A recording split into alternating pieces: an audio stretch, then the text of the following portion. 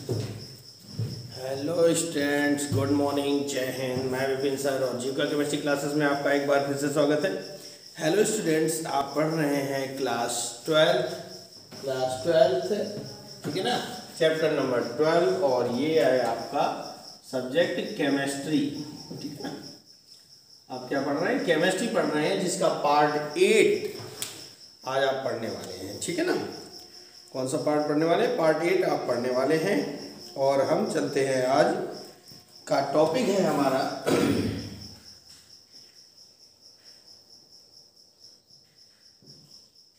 Methanoic अम्ल, या फिर इसको कह सकते हैं फॉर्मिक अम्ल।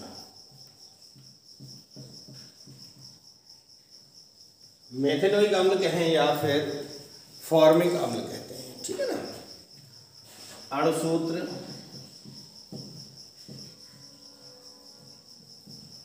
HCOOH होता है, अणुभार 46 होता है, संरचना सूत्र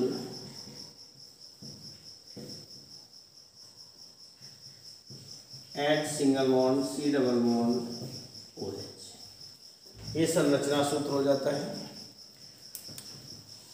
तो जैसा मैंने आपसे वादा किया था कि आपकी क्लास 12 जो है कंटिन्यू स्टार्ट हो जाएगी और कंटिन्यू चलती रहेगी। ठीक है ना, तो उसी के श्रृंखला में पार्ट 8 आपके लिए लेकर आए हैं। ठीक है, तो चलते हैं, हम फार्मिक अम्ल बनाने की विधि पढ़ते हैं। वैसे फार्मिक अम्ल बनाना हो या एस्टिक अम्ल बनाना हो, कोई भी COOH समूह वाला अम्ल बनाना हो, जिसके लिए पार्ट 7 में यानी आपके पास वीडियो आ चुके हैं। ठीक है ना, वीडियो आपके पास आ चुके हैं, सामान्य विधियाँ। ठीक है ना, यानी कार्बोक्सिलिक अम्ल बनाने की सामान्य विधियाँ, उन 5 विधियों में से किसी भी अम्ल को बनाया जा सकता है। आज हम चलते हैं प्रयोगशाला विधि। तो हमारी हेडिंग बनती है प्रयोगशाला विधि। ठीक है ना, क्या बनती है भैया? प्रयोगशाला विधि बनती है। और इस प्रयोगशाला विधि में हम क्या लिखते हैं कि प्रयोगशाला में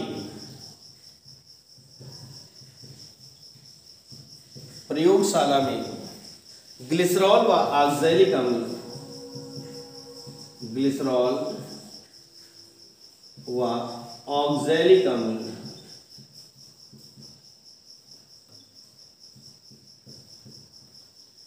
प्रयोगशाला में ग्लिसरॉल व ऑक्सैलिक अम्ल के मिश्रण को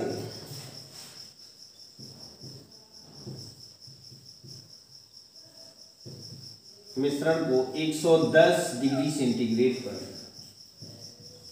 प्रयोगशाला में ग्लिसरॉल व ऑक्सैलिक अम्ल के मिश्रण को 110 डिग्री सेंटीग्रेड पर गर्म करने पर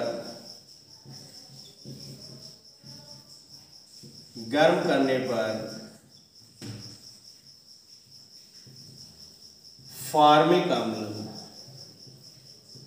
प्राप्त होता है। ठीक है ना, प्रयोगशाला में ग्लिसरॉल व ऑक्सैलिक अम्ल के मिश्रण को 110 डिग्री सेंटीग्रेड पर गर्म करने पर फॉर्मिक अम्ल प्राप्त होता है। बहुत सिंपल सी डेफिनेशन, एक बार फिर से दोहरा लीजिए। प्रयोगशाला में ग्लिसरॉल व ऑक्सैलिक अम्ल के मिश्रण को 110 डिग्री सेंटीग्रेड पर गर्म करने पर फॉर्मिक अम्ल प्राप्त होता है। तो देखिए भाई, CH2OH, CHOH, CH2OH, ये आपका क्या है भैया? ग्लिसरॉल है। ठीक है ना, ग्लिसरॉल है, plus HOOC single bond HOOC, ये आपका ऑक्सैलिक अम्ल है, ऑक्सैलिक अम्ल। इनको मिलाकर इनके मिश्रण को 110 डिग्री सेंटीग्रेड पर गर्म करते हैं तो होता क्या है भैया? इतना भाग निकल जाता है।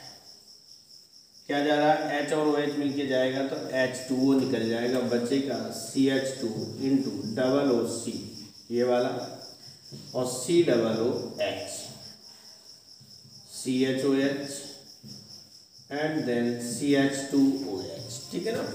ये चीज आगे क्रिया बढ़ेगी तो इतना भाग निकल जाएगा। क्या निकल रहा भैया? CO2 निकल रहा है ना। तो यहाँ पर बचा क्या? CH2 COOH CHOH CH2OH, ये बचता है, ठीक है ना। अब इसका करवाते हैं जल अपघटन। क्या करवाते हैं? जल अपघटन। तो जब जल अपघटन करवाएंगे तो इतना भाग निकल जाएगा। क्या बन रहा है भैया? HCOOH, COOH था, एक एक जुड़ गया, plus CH2 CHOH and then CH2OH, और ये वाला OH यहाँ पर आकर के OH बन गया। तो ये हमारा ग्लिसरॉल से शुरू किया था और ग्लिसरॉल हमें पुनः प्राप्त हो जाता है और ये हमें मिलता है फॉर्मिक अम्ल, ठीक है ना। क्या मिला भैया? फॉर्मिक अम्ल हमें प्राप्त हो जाता है। तो ये थी इसकी प्रयोगशाला विधि, ठीक है ना। और इसका एक डायग्राम बनता है जो कि आपकी नोटबुक, आपकी बुक्स में या किसी भी मॉडल पेपर से आप देख सकते हैं, ठीक है ना। वहाँ से आप इसका डायग्राम बना सकते हैं, ठीक। तो हम इसको साफ करते हैं और आगे चलते हैं।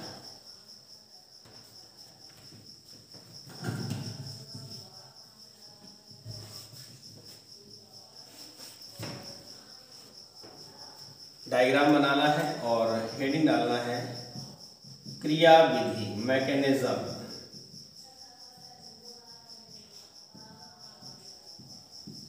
क्रिया विधि मैकेनिज्म, ठीक है ना। क्रिया विधि में चलते हैं तो क्या लिख सकते हैं?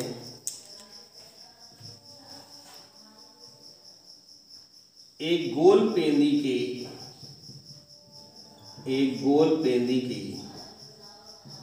आसवन फ्लास्क में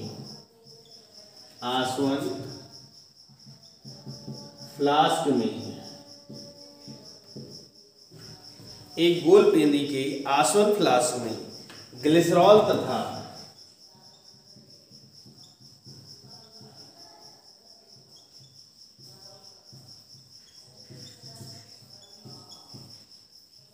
क्रिस्टलीय ऑक्सैलिक अम्ल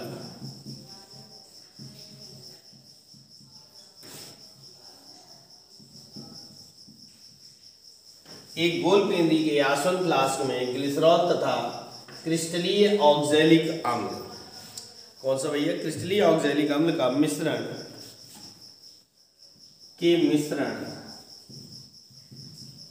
को 110 डिग्री सेंटीग्रेड पर गर्म करते हैं, ठीक है ना। 110 डिग्री सेंटीग्रेड पर गर्म करते हैं तो CO2 गैस सनसनाहट के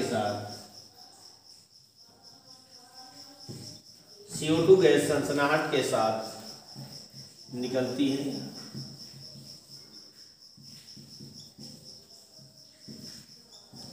CO2 गैस सनसनाहट के साथ निकलती तथा फॉर्मिक अम्ल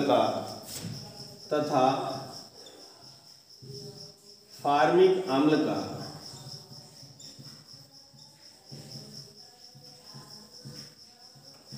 जलीय विलयन, फॉर्मिक अम्ल का जलीय विलयन, ठीक है ना। यानी जिसमें क्या मिक्स होगा? जल मिक्स होगा, आश्रित होकर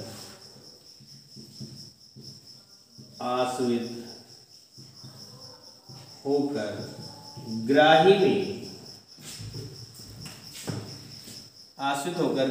में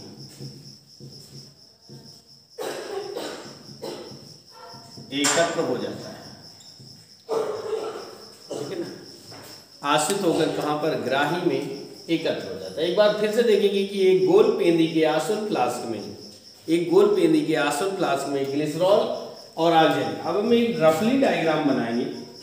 ऐसा स्टैंड होगा, एक गोल पेंदी का आसवन फ्लास्क ऐसा ले लेते हैं। यहाँ पर ले लिया ग्लिसरॉल ऑक्सैलिक अम्ल का मिश्रण, जिसको बर्नर की सहायता से 110 डिग्री सेंटीग्रेड पर गर्म करते हैं। ठीक है ना, एक थर्मामीटर होगा जो टेम्परेचर को नापेगा और यहाँ से इस निकास नलिका की सहायता से अभिक्रिया के फलस्वरूप ऑक्जेलिक अम्ल की वाष्प बनेगी, जिसे संघनित से द्रवित करके ये संघनित हो जाता है हमारा और ग्राही में एकत्रित कर देते हैं। ये हमारा ग्राही हो जाता है। तो ये डायग्राम मैंने आपको पहले भी बताया कि डायग्राम आपको कहाँ पर मिल जाएगा, आपकी बुक्स में मिल जाएगा, आपके किसी भी मॉडल पेपर मार्केट में आ चुके हैं, किसी भी मॉडल पेपर में आपको ये आसानी से डायग्राम उपलब्ध हो जाएगा। तो वहाँ से आप डायग्राम को बना लीजिएगा। ठीक है ना, वहाँ से आप डायग्राम को बना लीजिएगा।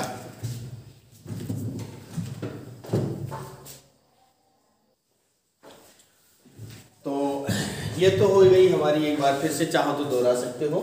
ये गोल पेंदी के आसवन फ्लास्क में ग्लिसरॉल तथा क्रिस्टलीय ऑक्जेलिक अम्ल के मिश्रण को 110 डिग्री सेंटीग्रेड पर गर्म करते हैं तो CO2 गैस सनसनाहट के साथ बाहर निकल जाती है और फार्मिक अम्ल का जलीय विलयन आश्रित होकर यानी कि भाप बन करके ग्राही में एकत्रित हो जाता है। तो ये हो गई हमारी प्रयोगशाला विधि।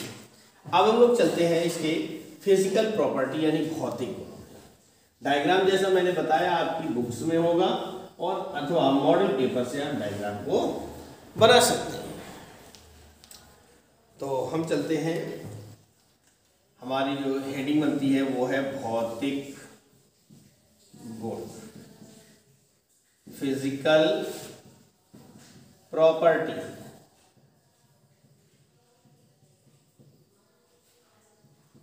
भौतिक गुण, फिजिकल प्रॉपर्टीज पर चलते हैं और आते हैं नंबर 1 है, यह रंगहीन आर्द्रता ग्राही द्रव है।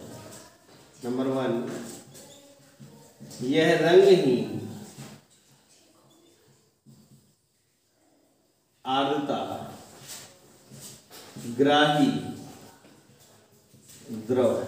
रंगहीन का मतलब कोई कलर नहीं होता है और आर्द्रता ग्राही का मतलब होता है नमी को एब्जॉर्ब करने वाला होता है। क्या करता है? नमी को एब्जॉर्ब कर लेता है, अपने अंदर अवशोषित कर लेता है, तो इसको कहते हैं आर्द्रता ग्राही द्रव।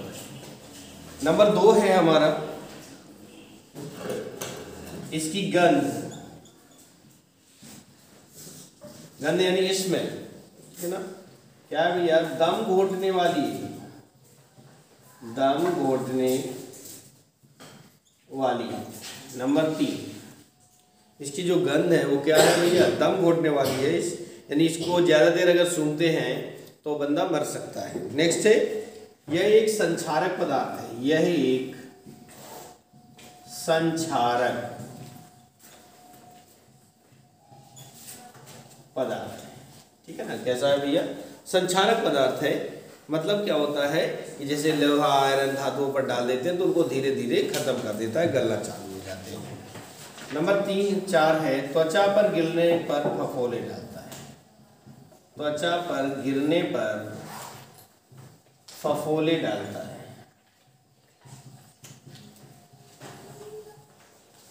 त्वचा पर अगर पड़ जाएगा, हाथ पैरों में अगर पड़ जाएगा तो क्या होगा? जला देगा।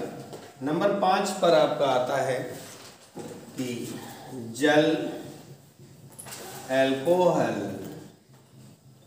व ईथर, जल, अल्कोहल व ईथर में पूर्ण विलय, जल, अल्कोहल व ईथर में क्या है भैया? पूर्ण विलय है, यानी पूर्ण रूप से घुल जाता है। ये है इसकी फिजिकल प्रॉपर्टी। ठीक है ना, यानी भौतिक गुण। अब हम लोग चलते हैं रासायनिक गुणों पर। रासायनिक गुण यानी कि केमिकल प्रॉपर्टीज।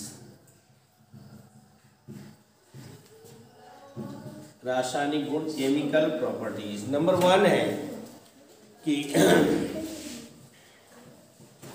सोडियम धातु से क्रिया, सोडियम धातु से क्रिया।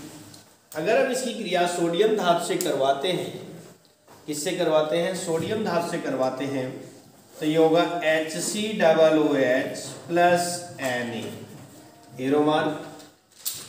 क्रिया करवाएंगे तो बनेगा HCOON, यानी हाइड्रोजन का प्रतिस्थापन हो जाएगा, रिप्लेस हो जाएगा। तो H अकेला तो बचता नहीं, H2 के रूप में बचता है, तो बैलेंस करने के लिए 2 2 और यहाँ पर भी 2 करना पड़ेगा, ठीक है ना। ये बन गया सोडियम फॉर्मेट। क्या बना भैया? सोडियम फॉर्मेट बना, ठीक है ना। नंबर 2 पर चलते हैं। सोडियम हाइड्रोक्साइड यानी NaOH से क्रिया करवाते हैं। सोडियम हाइड्रोक्साइड मतलब NaOH से क्रिया करवाते हैं तो HCOOH ये हमारा फॉर्मिक अम्ल है, प्लस NaOH से क्रिया करवाएंगे तो यही बनता है, यानी सोडियम फॉर्मेट ही बनता है, सेम टू सेम यौगिक बनता है, प्लस OH और ये वाला H मिल करके H2O बना देते हैं, ठीक है ना। ये बन जाता है H2O बन जाता है, आई बात समझ में, H2O बन जाता है। तो अब नंबर 3 पर चलते हैं, लेकिन उससे पहले इसको हम साफ कर देंगे।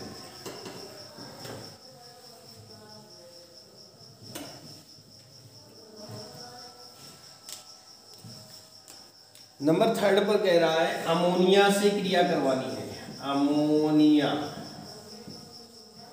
से क्रिया, ठीक है ना। अमोनिया क्या होता है भैया आपको पता है, तो अगर हम अब क्रिया करवाएं तो क्या बनेगा कि HCOOH प्लस N, अमोनिया का सूत्र होता है हमारा NH3, ठीक है ना। क्या होता है? NH3। इसको हम ऐसा भी लिख सकते हैं, एक हाइड्रोजन को इधर रिप्लेस कर दिया और NH2 लिख दिया। ये करने का मतलब है कि आपको दिखेगा इतना भाग, सॉरी नहीं गलत हो रहा है, sorry HCOOH plus NH3 ammonia से क्रिया करवाएंगे तो योगात्मक यौगिक बनेगा। क्या बनेगा भैया? योगात्मक यौगिक, यानी HCOONH4 बन जाएगा, HCOONH4 बन जाएगा, जिसका नाम होगा अमोनियम फॉर्मेट, अमोनियम फॉर्मेट नाम होगा, ठीक है ना। नंबर 4 पर चलते हैं। चौथी प्रॉपर्टी क्या है हमारी? गर्म करते हैं, गर्म करने पर, तो अगर हम HCOOH को गर्म करते हैं, टेम्परेचर देते हैं, तो ये पता है CO2 और प्लस H2, ये CO2 और दोनों H मिलकर के H2 यानी कि कार्बन डाइऑक्साइड और हाइड्रोजन गैस में विघटित हो जाते हैं। नंबर 5 की प्रॉपर्टी है हमारी कैल्शियम ऑक्साइड से क्रिया,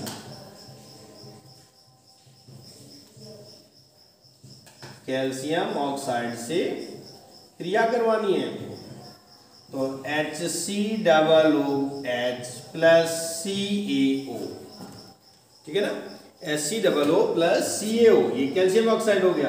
अगर हम इसकी क्रिया करवाते हैं तो बनेगा क्या? HCOO का होल ट्वाइस Ca, HCOO का होल ट्वाइस Ca, ये बना कैल्शियम फॉर्मेट,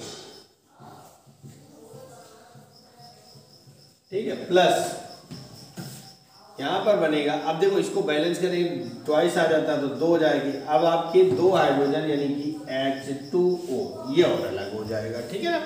नंबर 6 की प्रॉपर्टी पर चलते हैं। 6वीं प्रॉपर्टी है हमारी निर्जलीकरण कह रहा है।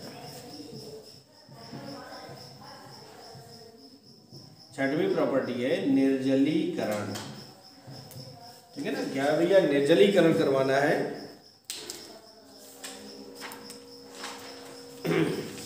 इसमें लिख सकते हैं थोड़ा सा, सांद्र H2SO4 की उपस्थिति में, सांद्र H2SO4 की उपस्थिति में गर्म करने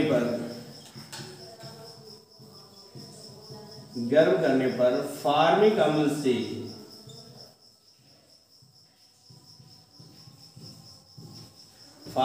से जल का अणु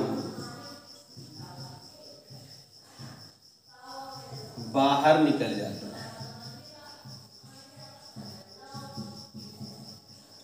ठीक है। यानी HCOOH यहाँ पर होगा कंसंट्रेट H2SO4 यानी सांद्र H2SO4 सल्फ्यूरिक एसिड। तो ये बनेगा क्या, H2O plus CO carbon monoxide, और ये जल का अणु जो है पृथक हो जाता है, अर्थात ये निर्जल हो जाता है। ठीक है ना, क्या हो जाता है भैया, निर्जल हो जाता है। अब हम चलते हैं इसकी प्रॉपर्टी नंबर 7 पर, जिसके लिए इसको साफ करते हैं।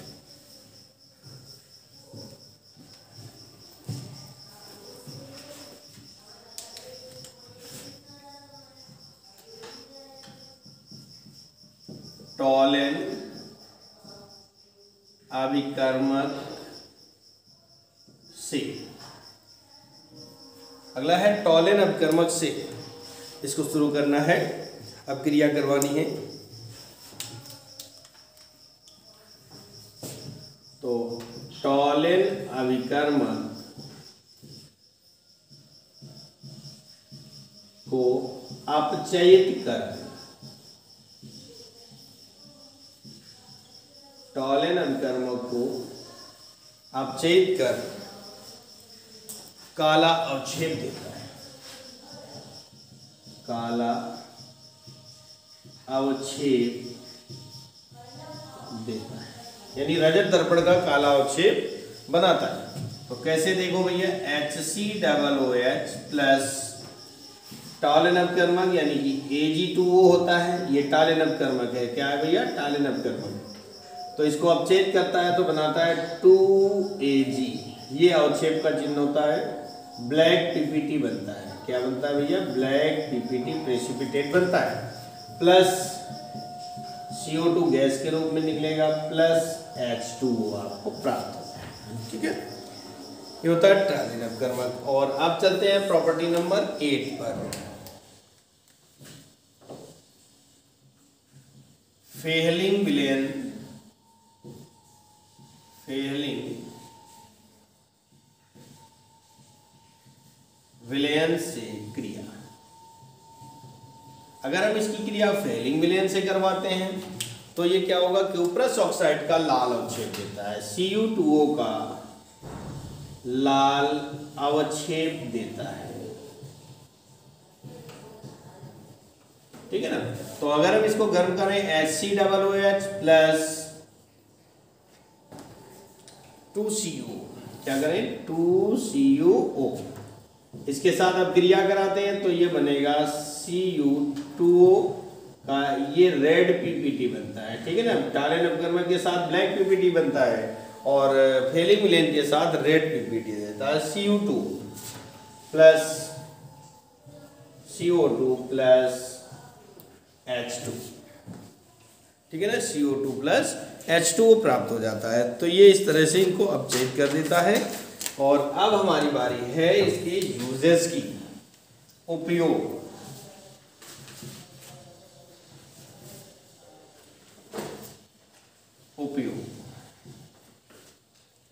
नंबर 1 है रबड़ के स्कंदन, इसका उपयोग कहाँ कहाँ पर होता है।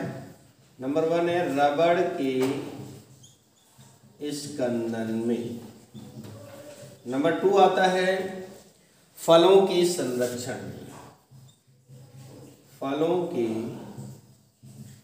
संरक्षण में, यानी फलों को सड़ने से बचाने में काम आता है।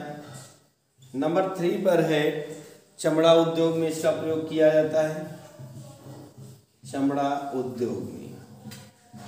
और नंबर 4 पर आता है आपका जीवाणुनाशक के रूप में इसका प्रयोग होता है, जीवाणुनाशक के रूप में प्रयोग होता है। नंबर 5 है हमारा गठिया रोग की औषधि के निर्माण में प्रयोग होता है, गठिया रोग की औषधि के निर्माण में प्रयोग होता है।